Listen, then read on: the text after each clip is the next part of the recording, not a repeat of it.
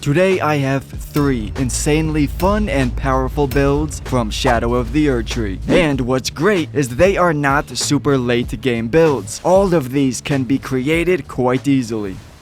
So our first build is simple yet lethal, the Dark Paladin.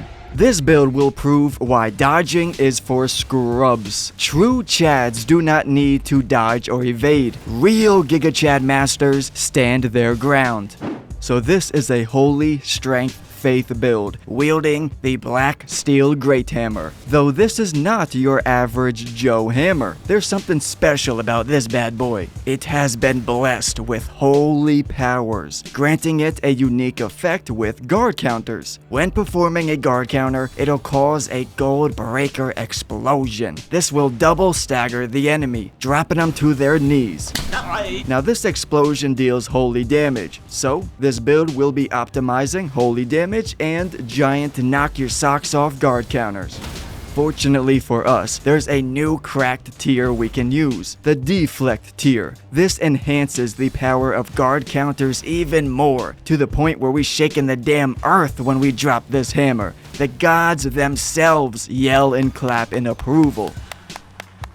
When this deflect tier is active, it will buff your guard counters if you perform a deflect, which is sort of like a perfect parry. You simply must time your block correctly, right at the very last moment, and if successful, it'll boost your following attack. Nice and easy. Because this build optimizes holy damage and a high faith level, you can cast incantations as well for ranged attacks. You can use whatever you want, but of course, holy type spells are optimal.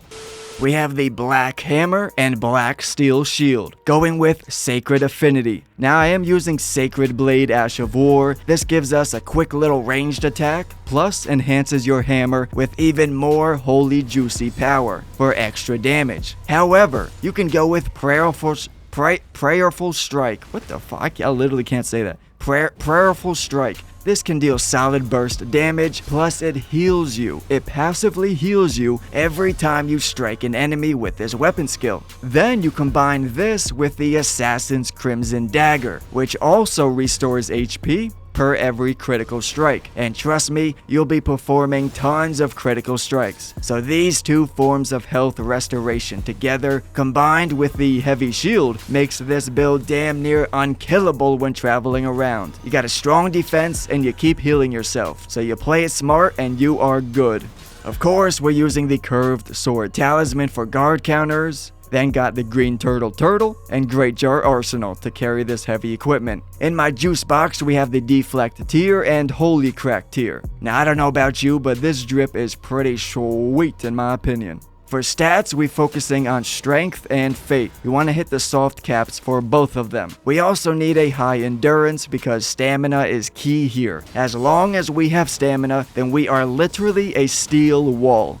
Now shout out to Big Dinkle Dick from our Discord for creating the foundation of this build. This dude creating better builds than most YouTubers do who get paid for it.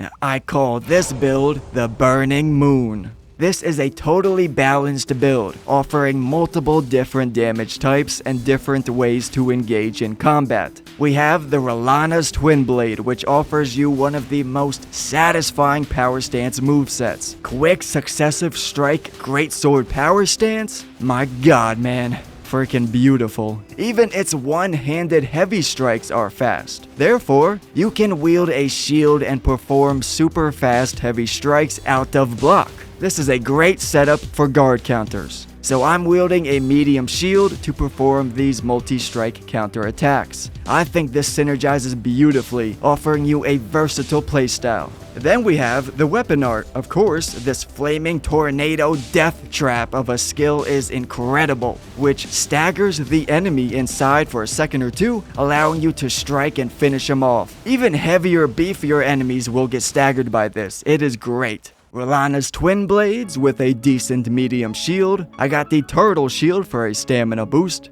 Plus, there's a new item we can now use, which allows us to cast both incantations and sorceries. Check it out, baby, this thing is sick. Perfectly fits on a Faith Intelligence build such as this. got the curved sword talisman to buff guard counters, Shard of Alexander, and the new stance talisman, Rolana's Cameo, to buff the weapon art. See, Rolana's Cameo will boost the damage by 15% after you've been holding the stance for 2 seconds. So 1 Miyazaki's, 2 Miyazaki's, boom. You see the burst of red, and that's the cue. Good to engage. Because of this, you will want decent armor and poise. Do not go light with this build. You will be schmacked silly. You'll be standing in the stance position trying to boost it up, and you do not want to get smacked out of that. It is very frustrating. So a decent defense will mitigate this. Finally, Millicent's prosthesis to boost successive strikes on a power stance moveset. Now that setup is optimized for maximum damage. We have all offensive talismans here.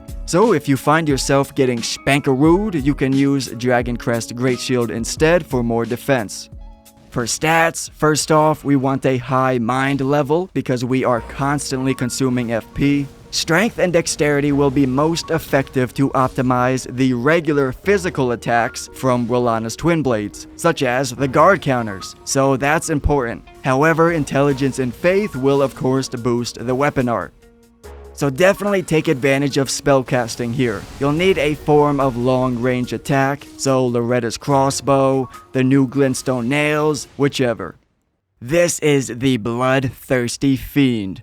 This monstrosity will use blood loss like you could never believe. It might be a new Guinness World Record for cheese. The primary weapon is this lovely, delicious looking colossal weapon, the Blood Fiend's arm. You must literally rip off this dude's arm and you shall obtain the weapon. Now on the surface, it simply looks like a good dinner you can share with the family. But upon closer inspection, you realize it has a unique heavy attack. The fully charged heavy will splash your blood in a small AoE. Not only is this extremely effective at spreading diseases, very unhygienic, but it is very powerful, especially on a high arcane build. Most of the time, just one single charged attack is enough to proc bleed. So of course, after buffing my charged heavies with Axe Talisman, I am dealing massive burst damage.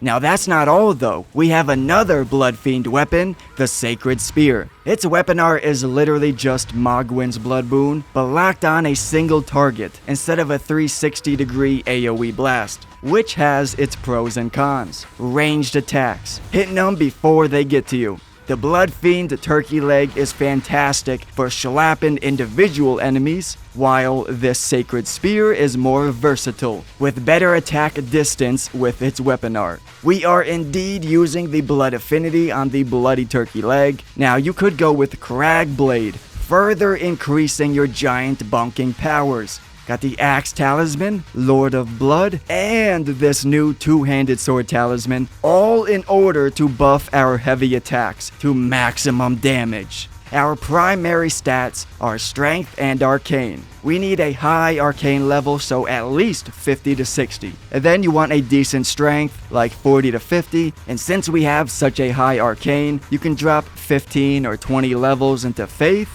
and use some incantations with the Dragon Communion Seal. This offers you a bit more range and diversity with spellcasting.